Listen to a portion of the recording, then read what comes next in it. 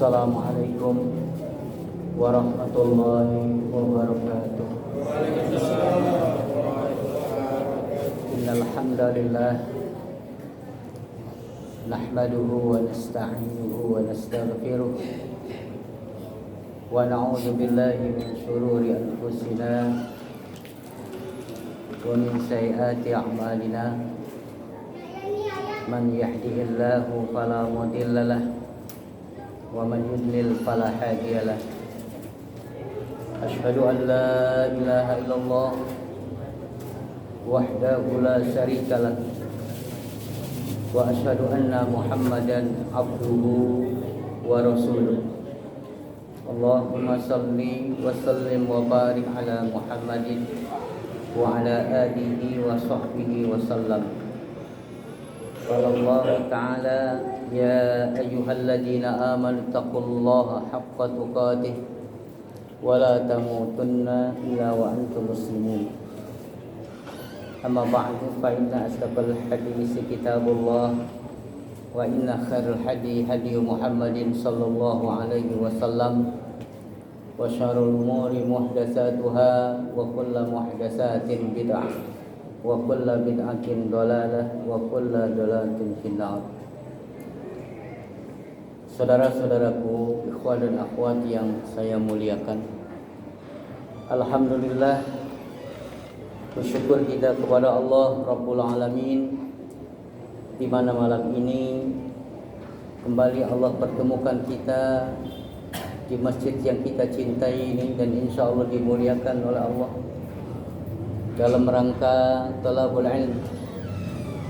Kita berusaha untuk menjadi hamba Allah yang baik dan menjadi umat Rasulullah SAW yang baik, dengan berusaha untuk memahami ajaran-ajaran Allah dan Rasulnya, yaitu ajaran Islam yang dibawa oleh Nabi kita Muhammad SAW, yang didakwakan oleh beliau, yang diamalkan oleh beliau, yang diperjuangkan oleh beliau SAW. Itulah Islam yang wajib kita ittiba, mengikuti Islam yang dibawa Nabi Muhammad SAW, yang diberikan oleh Allah Subhanahu wa taala kepadanya. Salawat serta salam semoga tercurahkan kepada Nabi kita Nabi Muhammad sallallahu alaihi wasallam serta keluarganya, para sahabat-sahabatnya, para tabi'in, tabi'ut tabi'in, dan umat-umatnya yang senantiasa berusaha patuh dan taat kepada ajaran-ajarannya. Jamaah sekalian yang saya muliakan, tidak terasa waktu begitu cepat. Kita malam ini masih di bulan Sya'ban. Sabtu depan sudah tidak lagi bulan Sya'ban, masuk kepada bulan yang sangat agung, yaitu bulan Ramadan. Bulan Ramadan adalah bulan yang sangat dirindukan oleh orang-orang Islam yang beriman kepada Allah Subhanahu wa taala. Bulan yang dianugerahkan Allah kepada hambanya, yang dimuliakan oleh Allah Subhanahu wa taala. Di dalamnya penuh dengan keutamaan-keutamaan. Bagi orang yang beriman, sangat ingin memahami dan mengamalkan daripada bulan yang dimuliakan Allah itu. Oleh karena itulah pembahasan malam ini, pembahasan tentang masalah Ramadan. Persiapan apa yang kita sudah siapkan untuk menyambut bulan Ramadan? Para sahabat Rasulullah SAW radhiyallahu anhum ajma'in, mereka ini sangat gembira ketika dikabarkan oleh Rasulullah SAW akan datang bulan Ramadan. Bukan main gembiranya mereka itu. Bahkan 6 bulan sebelum datang Ramadan, beliau pun minta kepada Allah agar disampaikan Ramadan kepadanya. dan agar diterima Ramadan yang telah lalu, tahun yang lalu yang dikerjakan. Oleh karena itu sungguh beruntung bagi umat Islam setiap tahun datang Ramadan dan kita hadir di situ. Dan tahun ini insyaallah taala kita akan sampaikan Ramadan nanti. Dan apabila kita ini sudah datang Ramadan nanti dan kita tidak melaksanakan apa yang diperintahkan Allah, yaitu untuk saum Ramadan dan mengamalkan amal-amal yang lainnya, ini sungguh rugi sekali. Karena Nabi sallallahu alaihi wasallam pernah mengatakan syaqiyun abdun, sungguh celaka seorang hamba adraka Ramadan summa kharaja minhu falam yukfar lahu. Sungguh celaka seorang hamba yang mereka dapati Ramadan, mereka dipanjangkan umur sampai Ramadan selesai, walam yukfar lahu, orang ini keluar dari Ramadan tidak dapat ampunan dari Allah. Padahal orang yang sukses, yang berpuasa selama Ramadan sebulan penuh, adalah orang yang keluar mendapatkan ampunan dari Allah Subhanahu wa taala. Itu yang sukses. Sampai Ali bin Abi Thalib berteriak ketika di akhir Ramadan, wahai manusia, beruntunglah kalian apabila kalian sebulan penuh melakukan ibadah Ramadan, yaitu puasanya, qiyamulnya, qiyamul lailnya, itu tarawihnya, baca Qur'annya, sampai Lailatul Qadar dilakukan amalan-amalan sampai selesai Ramadan, dia mendapatkan ampunan. Beruntung kalian. Dan sungguh rugi, kata Ali bin Abi Thalib, orang sebulan penuh dia tidak mendapatkan ampunan dari Allah ketika selesai Ramadan. Ini sangat sedih sekali dan sangat rugi bagi orang. Kenapa dan apa sebabnya mereka tidak mendapatkan ampunan dari Allah? Karena mereka di dalam menjalankan ibadah Ramadan bercampur dengan perbuatan yang tidak mereka selesaikan sebelum masuk Ramadan. Nah, oleh karena itu persiapan yang harus kita siapkan untuk menjelang Ramadan ini, yang pertama, niat yang kuat. Niat yang kuat kita untuk melakukan ibadah Ramadan. Bahkan Nabi mengatakan tidak sah orang berniat besok masuk Ramadan, 1 Ramadan, kemudian di siang hari baru niat. Tidak sah puasanya kalau dia berpuasa. Niatnya kapan? Malam, tarawih awal di malam hari itu. Kita berniat untuk berpuasa esok hari. Boleh setiap sholat malam atau setiap hari kita niat, atau digabungkan 30 hari 1 bulan dulu. Niat kita untuk puasa Ramadan.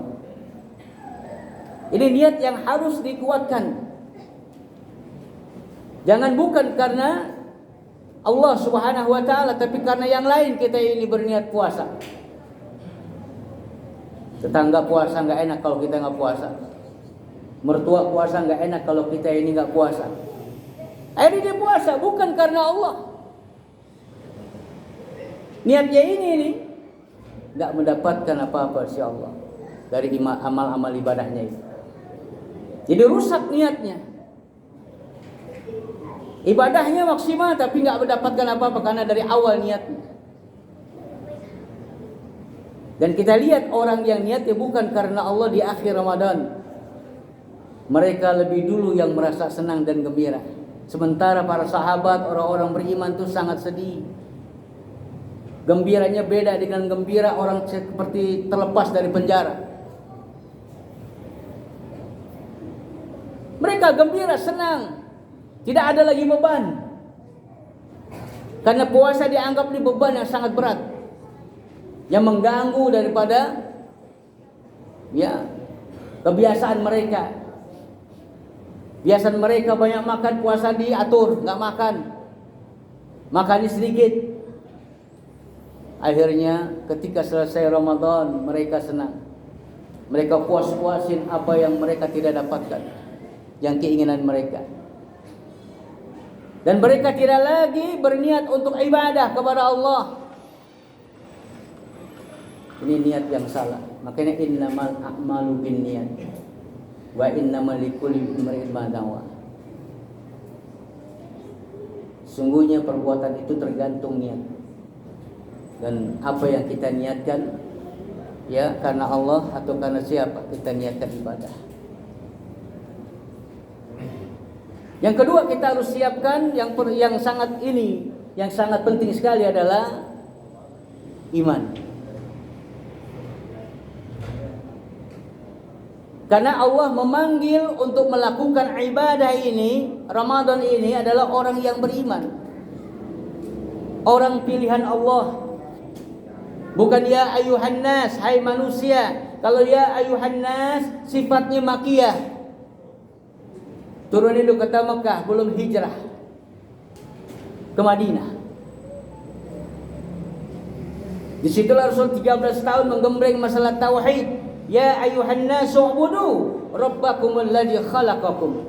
Hai seluruh manusia, yang nama manusia terpanggil ini, baik dia ini baik muslim, kafir, munafik, fasik dan sebagainya, terpanggil.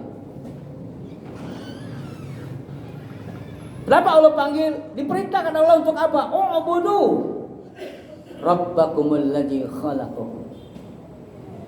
Beribadahlah kalian kepada Allah yang menciptakan kalian. Supaya kita ini beribadah hanya kepada Allah. Dan orang yang beriman dipanggil oleh Allah, ya ayyuhalladzina amanu, ini sifatnya madaniyah. Sudah hijrah ke Madinah, dipanggil dengan kalimat aman, wahai orang-orang yang beriman. Siapa mereka yang beriman itu? Mereka yang meyakini tidak ada ilah, tidak ada Tuhan yang berhak diibadahi kecuali Allah Rabbul Alamin. Itu yang dipanggil oleh Allah.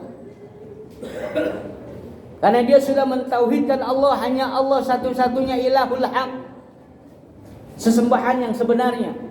Bukan patung, bukan pohon, bukan api dan sebagainya, tapi Allah itu sesembahan. Maka dipanggil oleh Allah, ya ayyuhalladzina amanu kutiba alaikumusiyam. Wahai orang-orang yang beriman, kata Allah, diwajibkan oleh kalian untuk berpuasa. Jadi puasa Ramadan 1 bulan wajib hukumnya bagi setiap muslim yang mengaku beriman. Tidak ada alasan kita ini untuk tidak berpuasa dengan berbohong. Saya sakit padahal tidak sakit. Memang puasa ini ada toleransi, beda dengan sholat. Orang nggak boleh, orang tidak puasa boleh kalau sakit, tapi dia harus bayar setelah Ramadan selesai. Orang musafir boleh tidak puasa kata Nabi. Kalau puasa itu lebih baik. Kalau bapak saudara pulang kampung ke Jawa di perjalanan khawatir tidak kuat, boleh berbuka. Tidak puasa orang musafir. Tapi kalau dia kuat itu lebih baik. Jadi ada toleransi kalau puasa, boleh tidak puasa. Orang hamil boleh tidak puasa, walaupun ada ikhtilaf di antara ulama. Tetapi bukan berarti untuk dipermainkan ibadah Ramadan. Itu kata Ustaz boleh itu nggak puasa. Akhirnya nggak puasa dengan alasan macam-macam. Allah Maha Tahu. Jadi hanya orang beriman inilah yang jujur dengan lisannya. Memang puasa ini merupakan sirriyah, ya ibadah rahasia. Hanya Allah yang tahu orang itu puasa atau tidak. Kalau sholat kelihatan dia sholat. Kalau pergi haji kelihatan banyak orang yang nganterin. Kelihatan. Kalau puasa nggak ada yang tahu. Oh, karena dia sering berludah. Oh, sariawan dia. Ya. Udah puasa katanya. Kalau dia berwudu berdua nih, 3 orang nggak ada yang tahu. Dia lagi minum bukan wudu. Bisa kan? Pura-pura wudu. Nggak ada yang tahu. Sahur ikut. Ketika kerja jam 12 siang nggak tahan, buka. Maka di warteg yang tertutup cuman kakinya kelihatan. Ya itu kan banyak. Pulang pura-pura puasa sama istrinya. Semua keluarganya puasa apa? Kuat. Buat jam 12 puasa anak-anak itu. Ya. Ini udah gak jujur. Kenapa? Karena tidak terpanggil orang ini sebagai orang beriman. Kalau orang beriman itu jujur, dia tetap puasa. Allah Maha tahu, Allah Maha mengawasi. Walaupun syiriah, Allah melihat apa yang kita lakukan. Allah Maha tahu. Jadi iman inilah yang memperkuat daripada kekuatan ibadah kita kepada Allah Subhanahu wa taala. Dan orang yang beriman kepada Allah, dia akan meningkatkan kualitas iman menjadi orang bertakwa. Karena tujuan daripada ibadah Ramadan la'allakum tattaqun. Supaya jadi orang takwa. Kenapa harus bertakwa? Karena takwa itulah jannah u'iddat lil muttaqin. Surga disediakan bagi orang yang bertakwa. Dan takwa itu merupakan bekal sebaik-baik bekal. Allah sendiri yang menyatakan demikian, wa tazawwadu fa inna khairaz zadi taqwa. Berbekalah kalian dan sebaik-baik bekal adalah takwa. Nah, jadi kalau orang sudah selesai melakukan ibadah Ramadan dengan baik, dia sukses, dia akan mendapatkan predikat takwa itu. Dan orang takwa itu senantiasa dimanapun dia berada, baik dia dalam bulan Ramadan atau di luar Ramadan atau selesai Ramadan, tetap dia takwa. Ittaqillah haitsuma kunta.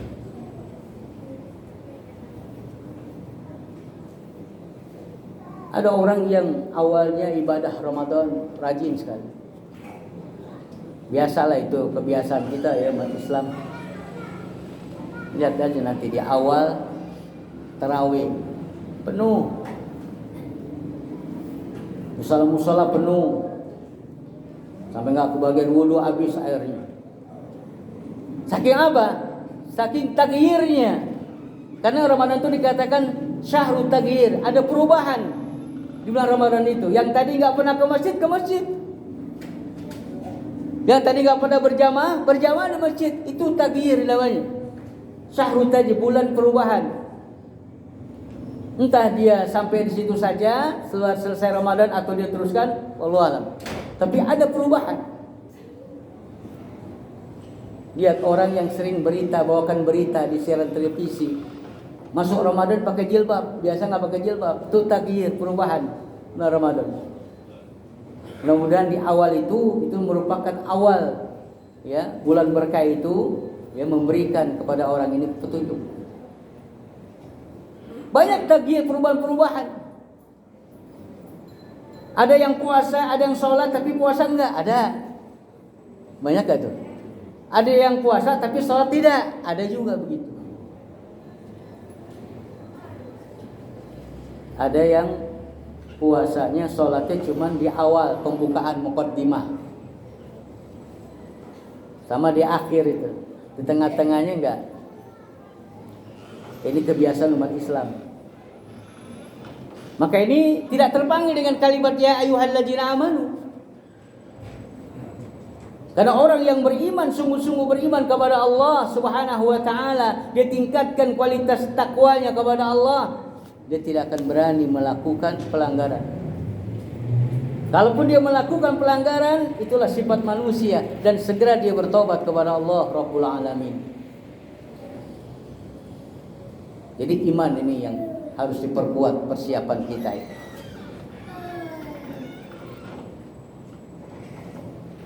Kemudian yang ketiga, persiapan kita ini tazkiyatun nufus, pembersihan jiwa atau bertobat kepada Allah Subhanahu wa taala. Kita harus akui secara jujur banyak dosa. 11 bulan kita banyak melakukan dosa. Dosa mata, dosa telinga, dosa lisan, banyak. Dengan 1 bulan dapat dihapus dosa itu. Dengan apa? Ramadan. Bertobat kepada Allah dengan taubatan nasuha. Bersihkan jiwa kita ini masuk bulan yang suci. Di antaranya adalah kotoran yang masih ada dalam hati kita ini, kesyirikan. Nah, jadi sekarang ini stop dia pergi ke dukun. Sekarang ini stop untuk pergi ke klinik. Bukan klinik puskesmas. Apa? Klinik. Hati-hati. Banyak orang yang salah jalannya pergi, ya bertanya, ya seperti 2 minggu lalu ada tukang bakso minta amalan sama saya. Saya bilang, amalan apa maksudnya Pak? Tolong deh biar bakso saya laku nih. Ya banyak kan tukang bakso di pasar ini, saya nih paling laku, tolong lo kasih amalan apa kayak katanya. Bapak sholat gak? Di kampung sholat saya, Jakarta nggak sholat. Nah ini salah Bapak. Amalan Bapak sholat yang benar. Sholat, tegakkan sholat Pak. Terus doa, minta kepada Allah, minta kepada Dia, jangan minta ke dukun. Itu amalan. Jadi banyak orang nih yang minta amalan-amalan yang tidak berdasarkan yang sebenarnya menurut sunnah.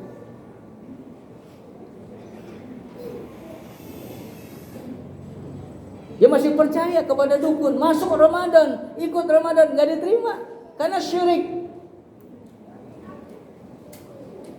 Maka siapkan kita ini tazkiyatul muslim, bersihkan hati kita dari penyakit-penyakit kotoran-kotoran, di antaranya adalah syirik.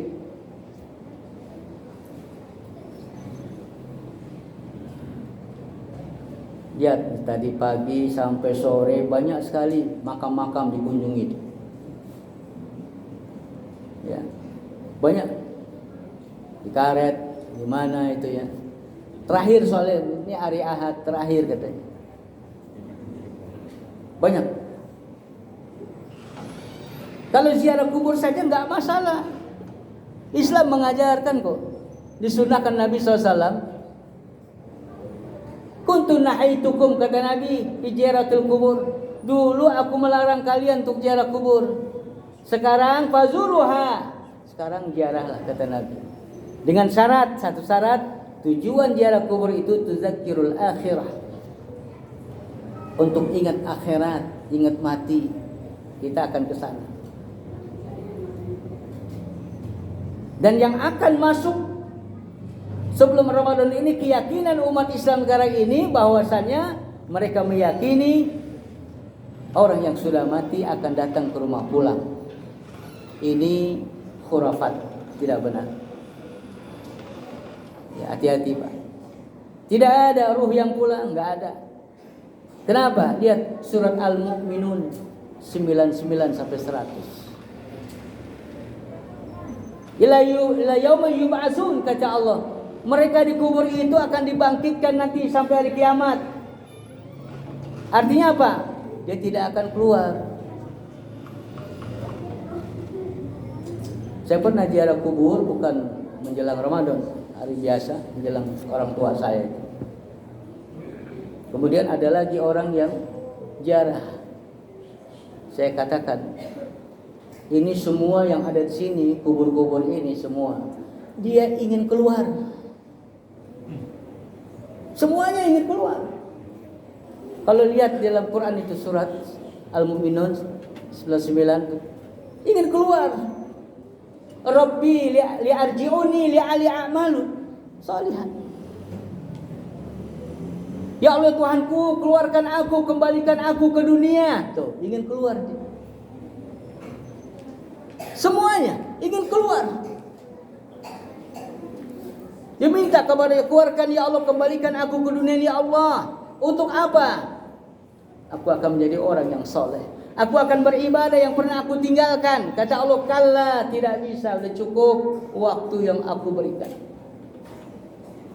Lihat di belakang, fi waraihim barjah, alam barjah. Kamu akan dibangkitkan nanti, dikeluarkan dari kubur ini ila yaumil yub'atsun. Sampai hari berbangkit nanti baru keluar. Keluar bukan ke alam dunia lagi, tapi ke alam yang disebut akhirat. Dunia sudah tidak bisa kalian pijak, nggak bisa. Dia nggak bisa keluar. Kalau mimpi barangkali bisa, ya. Bapak mimpi kepada orang yang sudah meninggal. Pernah nggak, Pak? Pernah ya. Ada dua itu. Mimpi kalau memang dari Allah, mimpi dari setan. Ya. Itu banyak sekali orang mimpi. Bahkan sekarang banyak kadzib ini, banyak pembohong. Orang nggak pernah sholat masa mimpi bertemu Rasulullah. Orang yang sering minta bukan kepada selain Allah, dia dapat mimpi datang Rasulullah. Ini tidak mungkin. Jadi orang yang dapat bermimpi dengan Rasulullah itu adalah orang yang dekat dengan Allah. Dan akhirnya ketika orang ini mimpi bertemu Rasulullah, pertama nggak sholat lagi. Apakah benar ini? Ini kadzib, ini dusta, ini bohong. Jangan coba-coba kita berbohong atas nama Nabi. Saya berjumpa Rasulullah SAW bukan mimpi, bahkan sadar. Ini lebih parah lagi.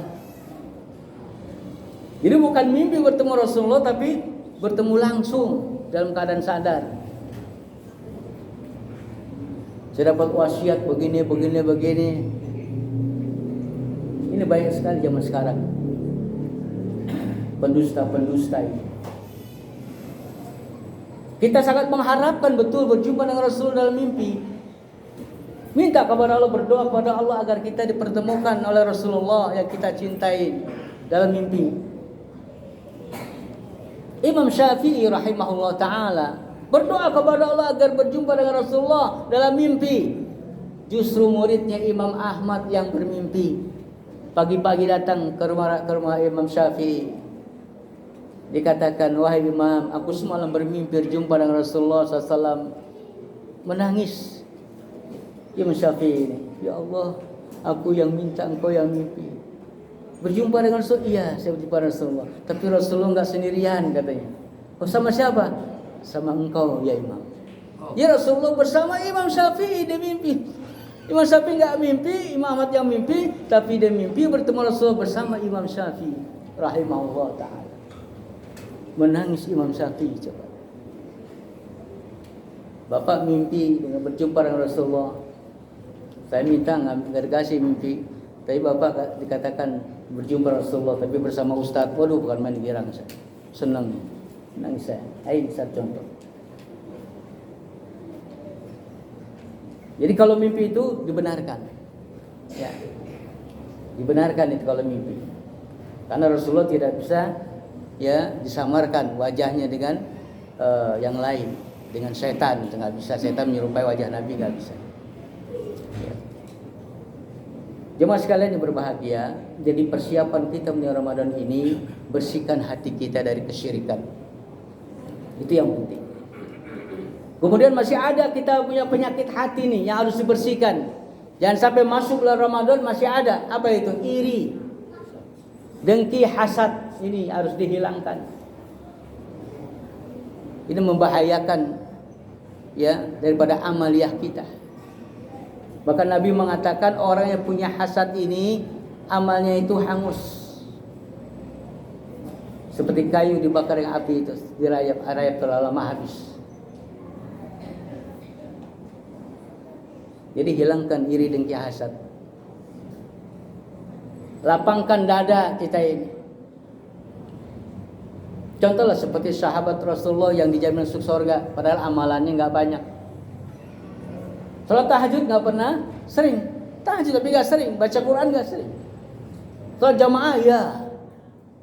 Tapi masuk surga kata Nabi, dia ahli jannah.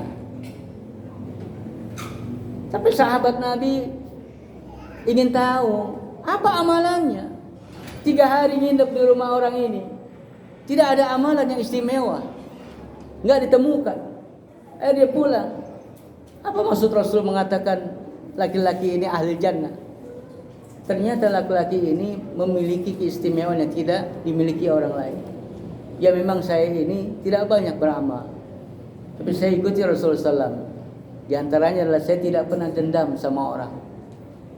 Kalau ada orang yang salah kepada saya sudah maafkan. Kalau saya punya salah, saya segera minta maaf sama orang itu. Walaupun malam hari saya ketuk pintunya. Tadi pagi saya telah menzalimi Anda, maafkan saya. Nggak nunggu besok. Ini orang sahabat Rasulullah. Nggak pernah dendam. Dan selalu memaafkan orang lain yang memfitnah dia, menzalimi dia. Amalan ini yang membawa orang ini, kata Nabi, ahli jannah, ke surga.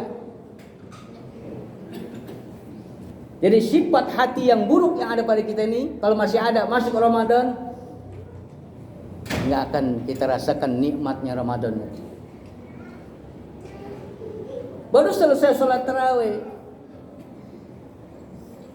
mulai penyakit ada itu. Membicara si Fulan tuh nggak pernah tarawih. Oh, emang orang dia nggak pernah tarawih, males dia. Nah, udah mulai. Pahala tarawih itu diberikan sama orang itu. Sayang sekali kita itu. Baru dapat pahala salat tarawih, dikasih orang itu, gitu. Ditransfer pahala kita. Ini dijaga di sini. Makanya ada 5 perkara yang merusak ibadah puasa. Di antaranya al-kadzib, suka berdusta. Sebelum Ramadan berdusta, masuk Ramadan berdusta juga, nggak mau hilang, nggak mau taubat. Dia nggak mau taubat, bohong dia.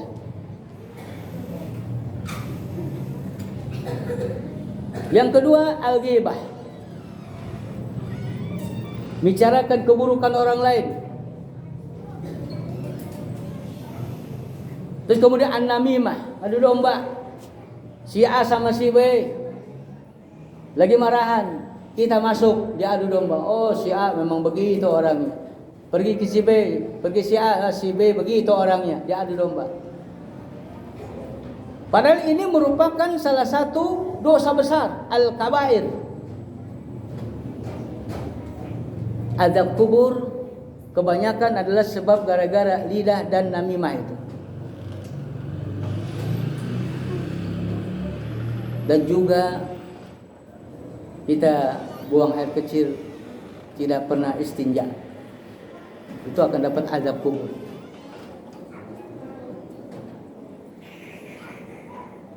Kemudian sumpah palsu.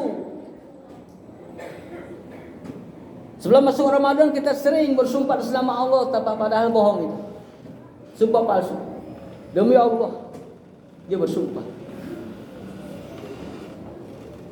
Ada orang yang mengakui ketika dia dipilih jadi wali salah seorang wanita yang ingin menikah, padahal bukan bapaknya. Dia katakan, saya orang tuanya, saya walinya. Berdusta. Dia sumpah, demi Allah saya bapak kandungnya, padahal bukan. Itu ada. Jadilah orang ini menikah gara-gara sumpah palsu. Yang masuk pada Ramadan merusak Ramadan, nggak terima Ramadan kita. Ini harus kita perhatikan, persiapan kita ini, tazkiyatun nufus, bersihkan hati kita dengan bertobat kepada Allah Subhanahu wa taala. Kemudian persiapan yang keempat adalah jaga jasmani kita, kesehatan kita.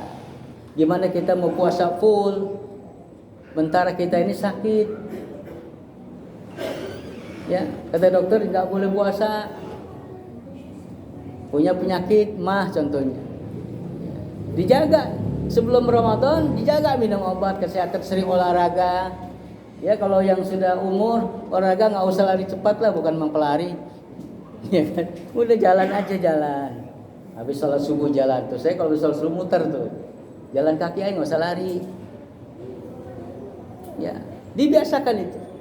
Jaga kesehatan ini penting. Baru mulai puasa, sakit. Ya. Ya memang kalau penyakit yang nggak ada obatnya penyakit tua, nggak ada obatnya. Ya, udah tua penyakitan, ya udah. Ini yang muda-muda masing-masing di bawah 50, ya. Jaga kesehatan. Ya. Kalau buka puasa, ikutin Rasulullah, jaga kesehatan. Nabi kalau sahur itu diakhirkan. Kalau mau sehat nih menurut Nabi. Kalau makan sahur diakhirkan. Jangan di awal. Jangan jam 12 sudah sahur, itu bukan sahur, namanya mindo. Ya, bukan sahur itu. Udah sahur kapan? Tadi jam 12. Wah. Masih jauh itu. Jadi 50 ayat dibaca Quran, ya, menjelang daripada salat subuh itu bagus makan sahur. Sekarang contohnya 4:30. 4:30 subuh contoh. Jam 4 makan sahur. Udah persiapkan itu. Ya. Minum. Dan kalau berbuka dipercepat, disegerakan, jangan lambat. Masih kuat baru jam segini. Ini enggak buka. Enggak boleh. Kita di kendaraan beli ini, apa pegang. Ketika sudah azan, maaf, jangan suara beduk ya, tandanya ya, azan. Suara beduk. Udah minum, padahal tukang bakso depan. Tek. Ya, belum waktunya. Itu. Ketika azan maghrib, gimana? Udah buka, udah minum. Walaupun nggak cuma di kendaraan, cuma air nggak apa-apa. Buka, disegerakan. Ini kesehatan menurut Rasulullah. Jaga kesehatan. Jangan berlebihan, jangan dendam. Ini dendam nih Pak. Siang hari panas, lihat orang minum yang nggak puasa, waduh ntar habis maghrib, buat makan enak, ntar juga. Dendam jadinya. Ketika buka makan apa yang ada di meja. Dendam nggak boleh itu. Ikuti Rasulullah aturannya buka puasa yang sunnah-sunnah apa? Yang manis-manis, korma. Pasti ada tuh korma bulan puasa. Pasti ada. Ya, yang nggak punya pasti dapat diantar ntar dari Meranti, diantar. Ya. Kalau nggak dari tempat kita itu, sekarang ada itu kasih 3 butir, sunahnya itu. Kalau nggak ada sih, kalau punya korma juga, ya udah yang manis-manis saja, kolak, nggak apa, yang manis. Makan seadanya sebentar, sholat maghrib jangan banyak-banyak. Habis sholat maghrib makan lagi juga jangan banyak-banyak karena sholat tarawih.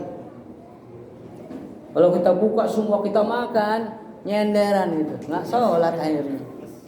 Penyakitnya timbul dah. Ini harus dipersiapkan juga jasmani kita, dijaga kesehatan. Yang terakhir adalah minta ampun kepada Allah. Setiap kita sholat, apalagi sholat witir nanti, ya, Allahumma innaka afun tuhibbul afwa fa'fu anni. Banyak-banyak. Ya, banyak-banyak kata Rasulullah itu baca itu, minta ampun kepada Allahumma innaka tuhibbul afwa fa'fu anni. Minta ampun. Ya, seperti itu. Karena sekali lagi saya katakan, orang yang sukses selesai Ramadan nanti adalah orang yang mendapatkan ampunan dari Allah. Kalau kita bicara Ramadan pasti bicara masalah siam, pasti bicara masalah tarawih, pasti bicara masalah Lailatul Qadar. Kita puasa Ramadan. Kalau kita benar-benar karena Allah, ikhlas karena iman. Man shoma ramadhana imanan wa ihtisaban ghufira lahu ma taqaddama min dzanbi. Barang siapa yang berpuasa Ramadan karena iman dan mengharapkan pahala dari Allah, Allah akan ampuni dosa kita. Man qoma ramadhana imanan wa ihtisaban ghufira lahu ma taqaddama min dzanbi. Barang siapa yang menegakkan salat tarawih, salat malam, salat tarawih karena iman kepada Allah dan mengharapkan pahala dari Allah, Allah akan ampuni dosa kita. Dan man qama lailatul qadri imanan wa ihtisaban ghufira lahu ma taqaddama min dzanbi. Dan barang siapa yang mendirikan menegakkan Lailatul Qadar, di malam Lailatul Qadar kita ibadah kepada Allah karena iman dan mengharapkan balasan dari Allah, ghufira lahu ma taqaddama min dzanbi. Allah akan ampuni dosa kita. Coba bayangkan. Ramadan bulan berkah, di antaranya bulan pengampunan. Minta ampunlah kepada Allah Subhanahu wa taala. Mudah-mudahan ya kita semua disehatkan oleh Allah Subhanahu wa taala. Disampaikan kepada Ramadan beberapa hari lagi ya. Karena kita tidak tahu saudara kita banyak yang sudah wafat, sudah meninggal, padahal sudah janji kita. Sudah sama-sama kita udah ingin sekali sholat tarawih bersama, puasa bersama. Mereka lebih dahulukan oleh Allah, mereka diambil oleh Allah. Nah sekarang kita ini belum tentu sampai, tapi kita minta kepada Allah, Allahumma balighna Ramadan, sampaikan aku kepada Ramadan ya Allah, ya sampaikan. Ya, dan mudah-mudahan kita melakukan ibadah Ramadan karena iman dan hanya mengharapkan balasan dari Allah dan dapat pengampunan dari Allah Subhanahu wa taala. Sampai sini barangkali kajian kita, ya kita tutup kajian kita ini yang terakhir ya, bukan terakhir artinya selesai sampai sini. Bahkan bulan Ramadan harus banyak kita menuntut ilmu. Ya, persiapan kita itu menuntut ilmu, bukan berarti berhenti menuntut ilmu. Di mana ada kajian-kajian ikuti. Itu penting buat kita untuk menambah ilmu pemahaman tentang fikih asyam, puasa ya. Mudah-mudahan sampai sini. Subhanakallahumma wa bihamdika asyhadu an la ilaha illa anta astaghfiruka wa atubu ilaik. Assalamualaikum warahmatullahi wabarakatuh.